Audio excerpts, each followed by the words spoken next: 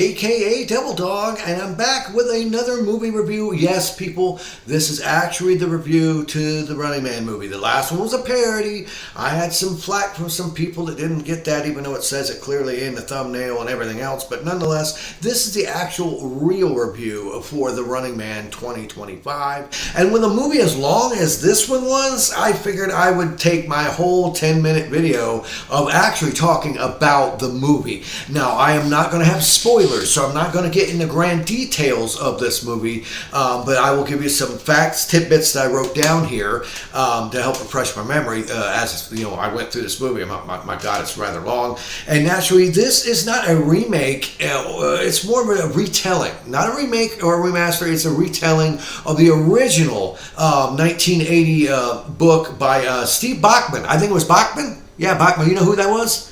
Come on, people. You should know Bachman Street from Silent Hill 2 and all that.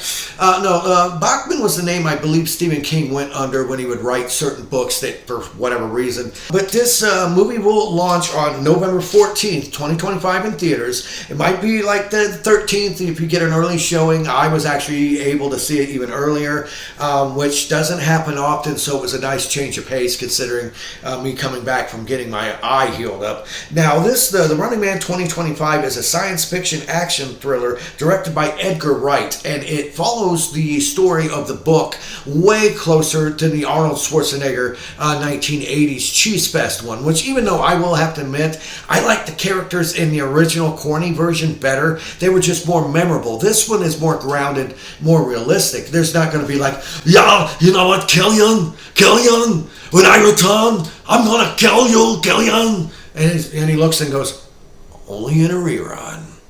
Richard Dawson. Something about the original Killian was I liked better. Once again, this movie stays much closer to the actual book. So I hate to say it, there's sometimes when I say some things in books work and others don't work when you turn it into a movie. And I think the Route of the Cheese actually was more tolerable than this. I mean, seriously, kill you, I'm gonna rip out your asshole, shove it down your spine. I mean, I just love the Arnold Schwarzenegger cheesy one, but this one is grounded a lot more where it's a super mega conglomerate that's running the Running Man. And unlike the Arnold Schwarzenegger movie, this one stays true. So this is basically a guy down on his luck with having family issues. So he pretty much gets in the Running Man because the way it is unlike the original movie, this one, like I said, is more true to the book. It basically has you try to survive for a certain amount of time out in the world somewhere. Okay, there's no stalkers or nothing like that. There's like people that show up to try to stop you, but it's basically anybody with the technology, with all the cameras, cell phones, and everything like that to track your ass down. Because every day he survives, his family gets money, and they can use that money to help themselves. But naturally, this guy or the guy, what was his name? Glenn Powell. I don't really remember this guy in anything else. I really don't remember seeing him in any other movie. But Glenn Powell does a decent job of seeing like this kind of normal, down-to-earth, guy who's just having problems with his family, and he's still, I wouldn't say he's definitely not a badass, but he's able to hold his own. But in this one, you've got to survive as long as you possibly can against basically the whole fucking world trying to track you down. And, it's interesting because much like the original and like the book version, it turns out this evil, giant mega corporation is only in it for the money. I know, right? When has that ever happened, right? That never happens, really?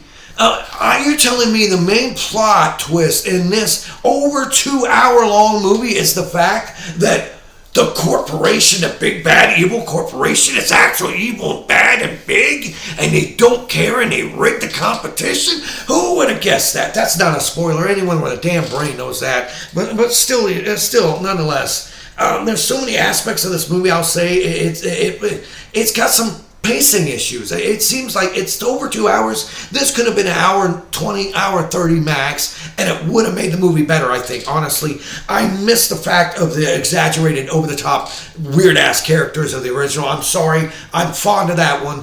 I do like that one more than this one. But trying to not be biased and just looking at the movie as a whole, I would say it can be entertaining, though. There's a lot of parts where it's kind of like, God, just get to something else, you know? Got a lot of mundane parts to it that kind of waste your time. And when you're clocking in at a little over 2 hours, you need to have some jam-packed stuff, some filler. You need to have the reason to have the balls to say you're a 2-hour movie. Seriously. And this, I don't think really can say it has the right to do that.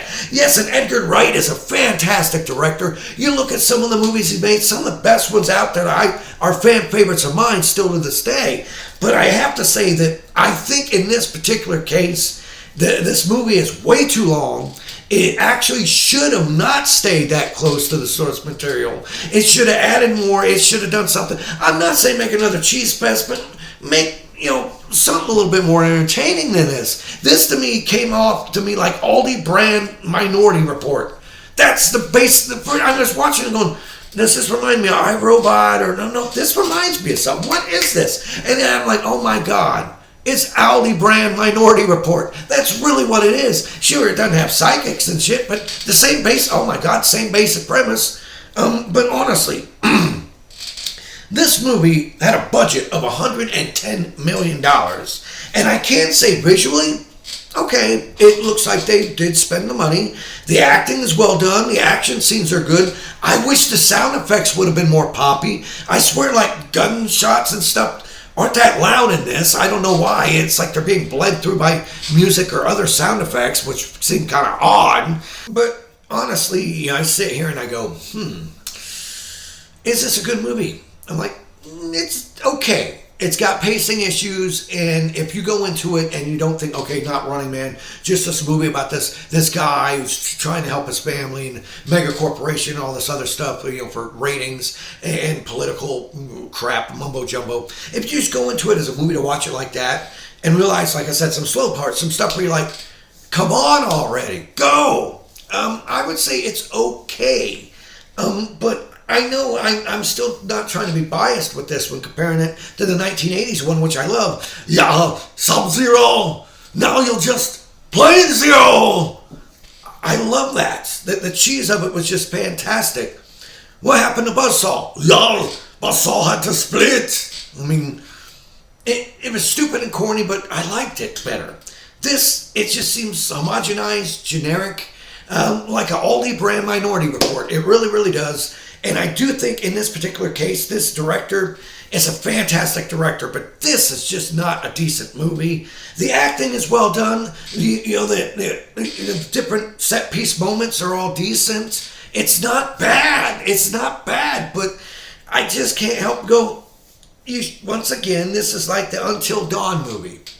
It's watchable, and it's got its own little kind of unique thing to it. But at the same time, it's just piggybacking off of something else that I personally think was way better. At least more entertaining, I think. But that's just my personal feelings. Now, do you plan to go out on November 14th to watch The Running Man 2025? If you do, please leave in the comments below. Ask me any question about the movie. I don't know if I'm going to come out with a spoiler on this or not. You'll have to wait and see. But nonetheless, I have to say, this was Nate, aka Devil Dog, and I want to say thank you for watching this video. Please subscribe, hit that thumbs up, hit that bell icon, leave lots of comments below, and of course here at Devil Dog Gaming, we always end our videos by saying, have fun, play hard, and remember people, the devil is in the details. Peace out until next time.